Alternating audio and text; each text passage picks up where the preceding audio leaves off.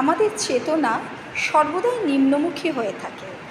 ইরা এবং পিঙ্গলা সর্বদা নিম্নমুখী প্রবাহিত হয়, তাই আমাদের চেতনাও যেন সুপ্ত অবস্থায় থাকে। কিন্তু এই ধারা পরিবর্তিত হতে পারে রাধা তত্ত্বের দ্বারা। রাধা কিন্তু আমাদের চেতনাকে নিম্নমুখী থেকে ঊর্ধ্বমুখী করে।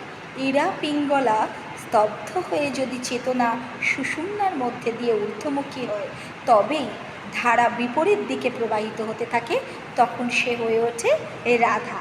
তাই ধারা বা আমাদের চেতনা, আমাদের বাহ্যিক চাহিদা, আমাদের যা কিছু সংকীর্ণ গণ্ডি সব কিছু আমাদের নিম্নমুখী করলেও একমাত্র ধারার বিপরীতে রাধা, যে আমাদের চেতনাকে ঊর্ধ্বমুখী হয়ে আত্মশুদ্ধি ঘটায়, আত্ম উপলব্ধি ঘটায়, ব্রহ্মের সাথে পরম ব্রহ্মের মিলন ঘটায়। তাই তো ধারার বিপরীতে রাধা অবস্থান করে।